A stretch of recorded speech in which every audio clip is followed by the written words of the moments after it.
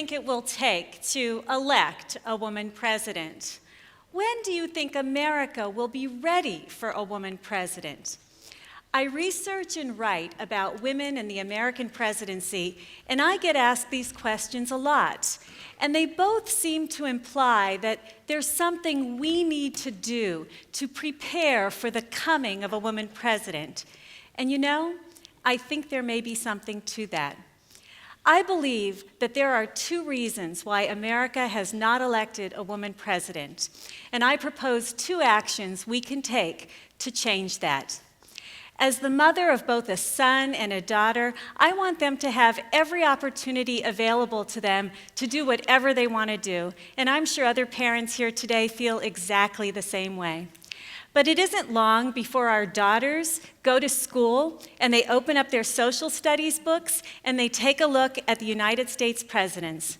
You've seen these portraits, right? I don't think social studies books have changed much over the years.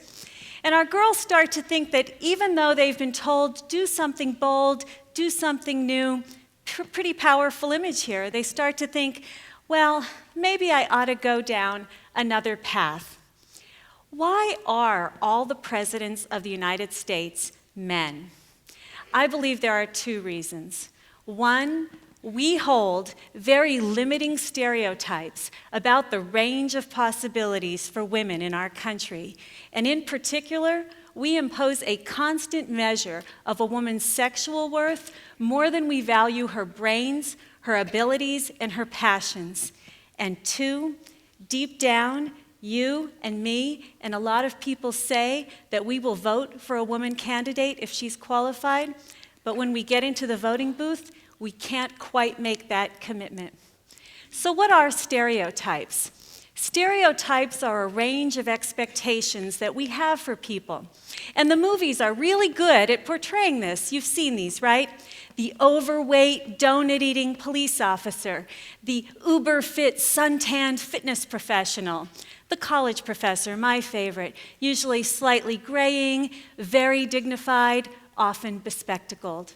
But we know that not all police officers are overweight. My sister Terry, for example, is one of the fittest people I know. She worked for a number of years as a police officer, and she rarely eats a donut. So we need to keep these stereotypes in perspective. And stereotypes can be dangerous if we think that everyone has to fit into that category.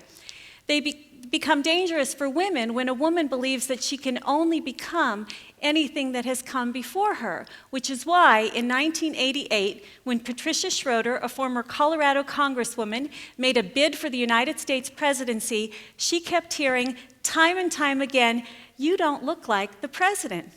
Well, I guess not. And in 2008, Hillary Clinton got closer to the United States presidency than any woman before her. She put 18 million cracks in the glass ceiling. But time and time again, pundits and observers concentrated on her appearance over her ideas.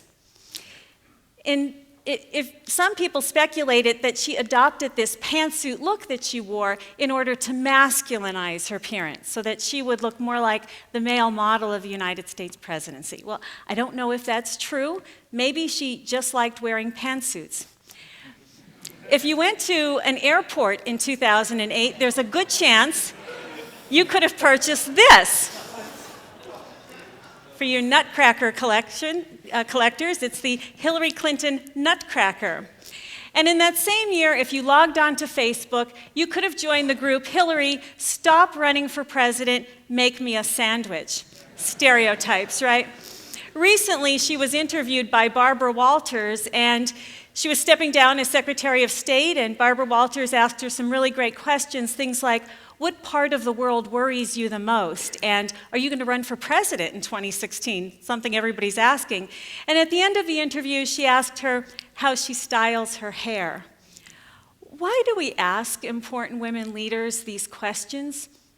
Shirley Chisholm ran for president in 1972. She was a New York congresswoman, and she summed it up this way. She said, the emotional, sexual, and psychological stereotyping of females begins when the doctor says, it's a girl. Elizabeth Dole, Debbie Wasserman Schultz, Barbara Mikulski, Sarah Palin, Michelle Bachmann, important women, women leaders, women in the public light. And when they do something big, some of these women have run for president, it's often their images instead of their ideas that we focus on. There's a line of research called gendered pipeline research, and it says this. It says, look, the more women we get in the pipeline, the better chance we have of electing a woman. And although I think that's true, I also think that if every single time a woman enters the pipeline, she is marginalized in the press, it won't matter how many there are, we'll just continue to mistreat them in the press. And here's some more bad news. In 2008, the journal Public Opinion Quarterly published a study that said that a substantial portion of the American people would vote for a qualified woman candidate, but that those responses suffer from what is called a social desirability effect. In other words, we lie. A pollster comes up to us at a cocktail party or a shopping mall, asks us if we'd vote for a woman candidate. We say yes, but when we get into the voting booth, we say no. So a list experiment was done, and it found that 26% of the American people are angry or upset with the idea of a woman president. But it's 2013. Are things getting better? A couple of years ago, a young female student came to talk to me. She was bright, engaged, she read some of my books, she asked me about my research, we talked about possible internships for her, and as she left, she smiled at me warmly and she said, you know, I give you a lot of credit for what you're trying to do, but I just don't think a woman is going to be president in my lifetime. My heart sank because I thought, if you don't think a woman is going to be president in your lifetime, maybe you're right. You're young, you're engaged, you're leaning in, you're doing everything right. So I conducted a survey at Penn State University, and I asked over 500 college-age women if they thought that the bids of Sarah Palin and Hillary Clinton made them think that a woman would be president in their lifetime. I thought the results were very encouraging. Almost 90% said yes. Many of them were encouraged by Hillary Clinton, some by Sarah Palin, some by both of them, and just a small margin said no, they're not encouraged. And here's more encouraging news. 2008, remember? We elected Barack Hussein Obama President of the United States. He did not necessarily look like any of those portraits of the United States presidents. His name didn't sound like the name of those men that we elected president. And in that same year, an African-American man and a white woman were the top contenders for the Democratic nomination. We, the American people, were engaged in powerful imagination of breaking stereotypes. So what will it take to elect a woman president? We need to call out sexist media treatment in the press, and you know what it looks like. Stop buying those magazines that marginalize women. Stop subscribing to cable stations that disparage women. You wouldn't want your mother spoken like that about. You wouldn't want yourself spoken like that about.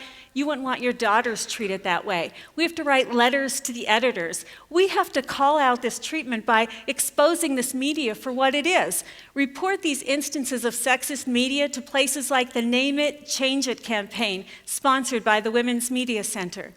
So when will we have a woman president? When we realize what's been going on, when we recognize our prejudices, and when we say that we'll vote for a qualified woman candidate, we need to step into the voting booth and vote for her.